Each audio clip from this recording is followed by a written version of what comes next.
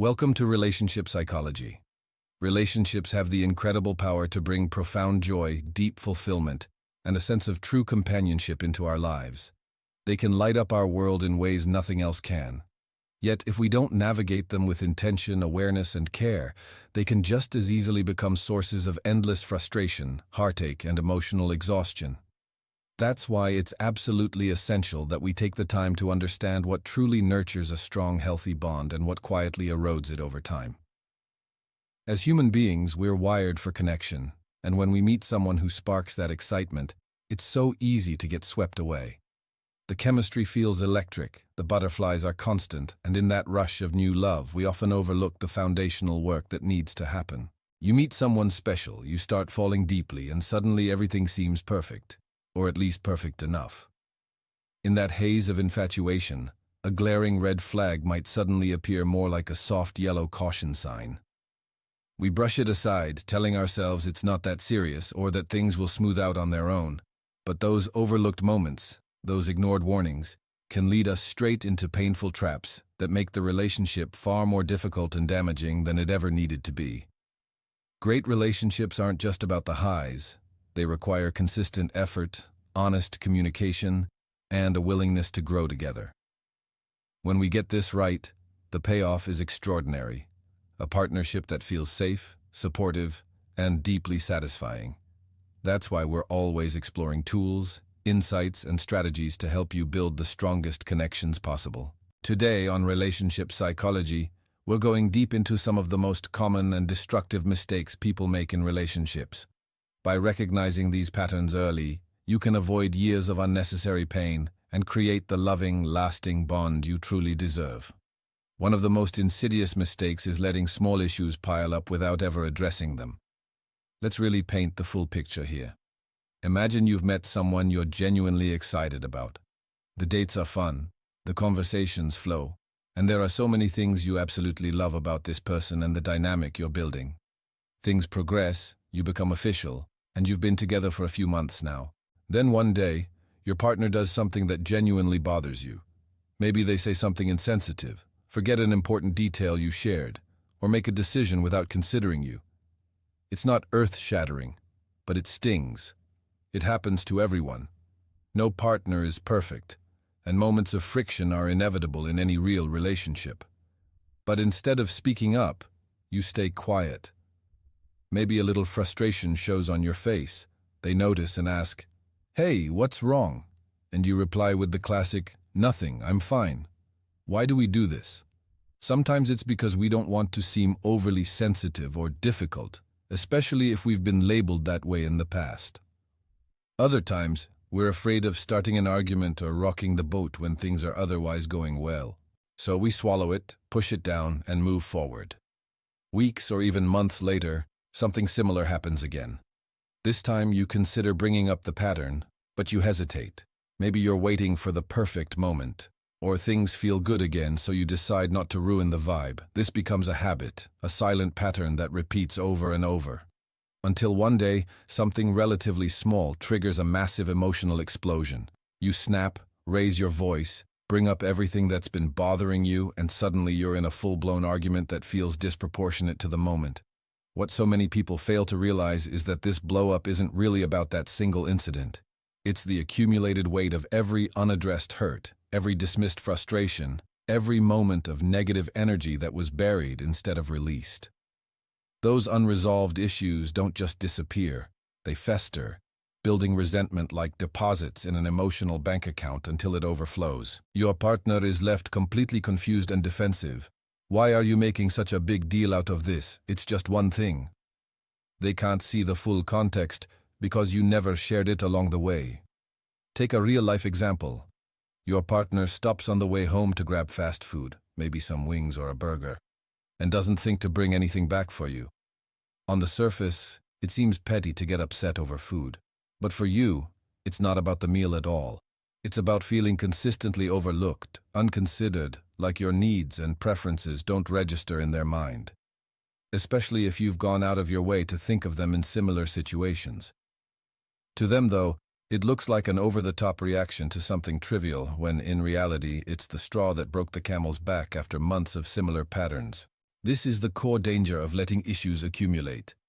We minimize valid concerns in the moment, telling ourselves they're not that big a deal, only to watch them compound into something massive and destructive. The far better path, the one that protects and strengthens your relationship, is to address things as soon as they arise, no matter how small they seem. Speak up calmly and kindly when something bothers you. Say, "Hey, when this happened, it made me feel..." The sooner you clear the air, the easier it is to resolve, and the less emotional baggage you carry forward. This way, each new issue is isolated, making conflicts far less intense and much quicker to heal. If you find yourself in a relationship where you feel unable to speak openly about certain things, big or small, that's a serious problem that needs immediate attention. Both partners should agree that any feeling is valid and welcome. You deserve a safe space where vulnerability is met with understanding, not judgment. Some couples benefit from structured rituals like regular relationship check-ins, maybe once a week or once a month, where you sit down without distractions and openly discuss what's going well, what could be better, and anything that's been lingering. This isn't the only way to communicate, but it acts as a powerful safety net to ensure nothing festers too long. Ultimately, the goal is organic openness, feeling completely comfortable approaching your partner anytime, about anything, knowing they'll listen with empathy. When you build this level of trust and communication, your relationship becomes exponentially stronger, more resilient, and infinitely more enjoyable. Another deeply common and often sensitive mistake is avoiding complete honesty about physical intimacy and attraction. Let's approach this with care and realism. For those with strong spiritual or personal beliefs, waiting until marriage for sex is the clear standard, and that's deeply respected. However, we also have to acknowledge that in today's world, many people become physically intimate before reaching that milestone. This isn't about judgment. It's simply recognizing reality so we can address the very real challenges that can arise. When it comes to sexual compatibility, this issue often affects women in particular, though it can go both ways. You meet an amazing partner, someone who's kind, attentive, emotionally available, and checks nearly every box on your list. You enter a committed relationship and eventually intimacy begins. But suppose the sexual connection isn't what you'd hoped. It's okay, maybe even adequate, but it doesn't light you up, doesn't leave you feeling truly satisfied or connected in that way. He's incredible in every other area, so you don't want to risk hurting his feelings or losing the relationship. To protect his ego, you might exaggerate your responses, pretend everything is mind-blowing, or avoid giving any real feedback. Over months or years, perhaps even into marriage, this act becomes harder to maintain. You start turning down advances more often, feeling less engaged during intimacy, and slowly, the physical side of the relationship diminishes significantly. For so many couples, this growing sexual disconnect becomes the silent killer of the entire relationship. It breeds resentment, distance, and a sense of unfulfillment that spills into every other area. Many stay silent initially because it feels manageable, or because they believe love should be enough to overlook it. But the real question isn't whether you can tolerate it now. It's whether this is sustainable long-term, across decades of partnership. If you can't openly discuss something as intimate as sexual satisfaction early on, what other crucial conversations will remain off-limits? By the time the issue finally surfaces, perhaps years later when intimacy has all but vanished, your partner is far less likely to receive the truth well. After all, you've been reinforcing the idea that everything was perfect for so long. Now, your honesty might feel like a sudden attack, an excuse, or even rejection, leading to defensiveness, hurt, and deeper conflict. If honest conversations about sensitive topics were never normalized, your partner might indeed struggle to handle the feedback constructively. The best defense against this heartbreak is radical, compassionate honesty from the very beginning. Create a truly safe, non-judgmental space where both of you can share what feels good, what doesn't, and what you'd love to explore or improve. Yes, it might feel vulnerable or awkward at first, but mutual constructive feedback, given with love and received with openness, becomes a gateway to deeper understanding, growth, and an even more fulfilling connection. Remember, if physical intimacy is part of your relationship, and it will be central in marriage, building this foundation of open dialogue is absolutely non-negotiable. I've seen far too many relationships suffer or end because these truths stayed buried. Now let's expand on attraction more broadly. This is another area where society often sends confusing or unrealistic messages, making honesty feel almost impossible. We're told constantly that looks fade, physical attraction isn't everything, or if you really love someone, appearance shouldn't matter. There's truth in the idea that deep emotional connection can create flexibility. Love can make you overlook or embrace traits you might not accept in someone else. For example, you might have a strict preference for a certain height, build, or style, but when you fall genuinely in love, those preferences bend because the person as a whole captivates you. However, everyone has boundaries, non-negotiable lines that, if crossed, diminish desire and spark. These aren't shallow, they're human. Attraction isn't just about initial appearance, it's the full package. Energy, confidence, grooming, vitality, ambition, how someone carries themselves. Over time, life happens. Weight changes, habits shift, stress takes a toll. If those changes push past your personal line, attraction can fade, affecting intimacy, affection, even respect. Without early honesty about those boundaries, problems build silently. You can't address issues proactively if they're never named. Later, when attraction has significantly decreased, bringing it up often leads to pain, defensiveness, and irreparable damage. The relationship might survive on paper, but the romantic spark, the very thing that separates partnership from friendship, dies, leaving you as distant roommates or worse. Physical and sexual attraction is the essential ingredient that transforms deep care into romantic love. Remove it, and the dynamic shifts fundamentally. That's why early, compassionate conversations about what keeps attraction alive for each of you are so powerful. Discuss your lines openly. For me, staying active and taking care of our health is really important to maintaining that spark. Agree to support each other in upholding those standards. If one partner's needs feel incompatible with the other's willingness or ability, it's better to recognize that early than force a mismatched fit. This honesty extends beyond the physical. It's about energy, drive, presence.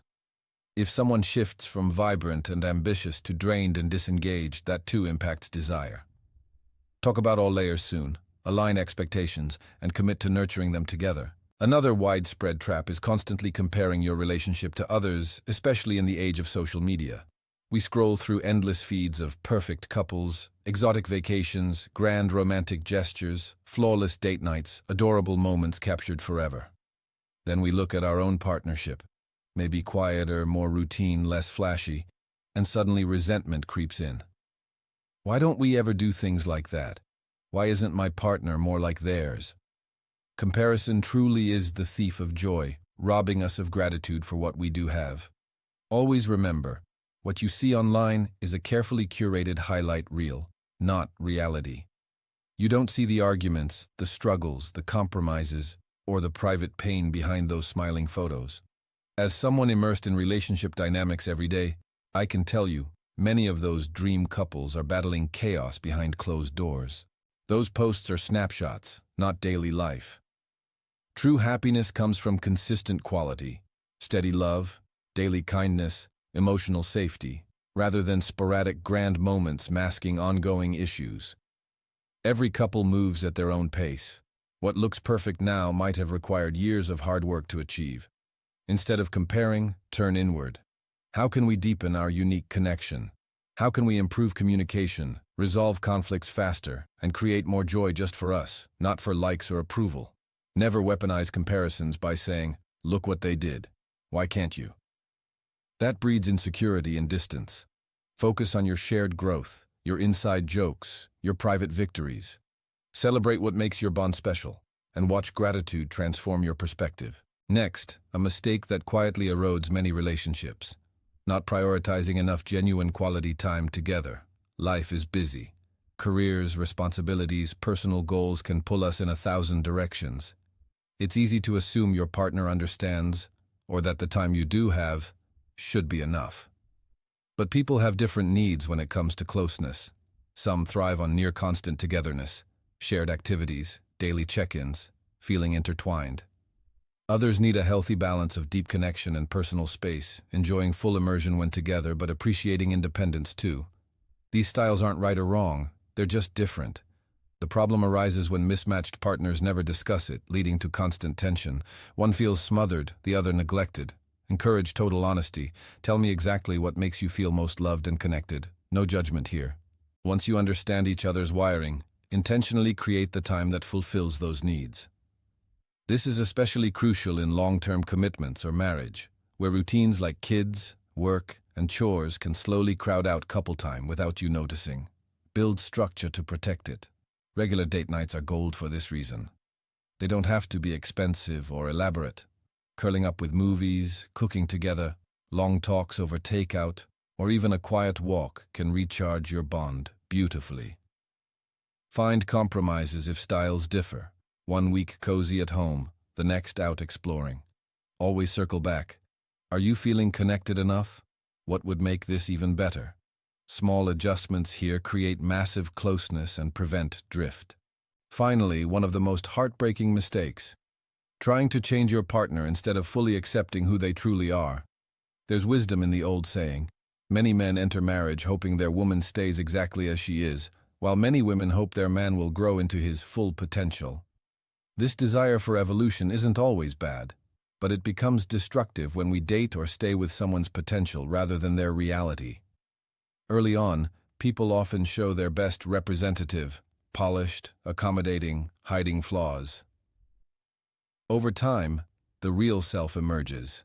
If we ignore core traits, ambition level, emotional style, values, and try to mold them into our vision, frustration builds on both sides. Example: you see untapped potential in your partner's career and push for bigger goals, starting a business, climbing higher, because you believe that's better. But what if they're genuinely content with stability, good income, and simple joys? What if high ambition causes them stress, not fulfillment? Forcing growth that isn't intrinsic leads to resentment. You're frustrated they won't step up. They're exhausted trying to be someone they're not. Even if they succeed under pressure, they might end up unhappy, anxious, or burned out. This applies across life: emotional expression, social habits, life goals. Not everyone wants the same things, and that's okay. The healthiest path is deep discovery early. Ask meaningful questions, observe actions over words, reveal your true self fully too. Support growth that comes from within. If they express their own dreams, amplify and encourage that fire. But trying to ignite or force desires that aren't there rarely works long-term. True acceptance means loving the real person, not the fantasy version. When both partners show up authentically and find genuine alignment, magic happens. Thank you for spending this time with us on relationship psychology. We genuinely hope these insights help you build stronger, happier, more fulfilling connections. Share your experiences or questions in the comments below. We love hearing from you. Subscribe for more in-depth relationship wisdom and let us know what topics you'd like us to cover next.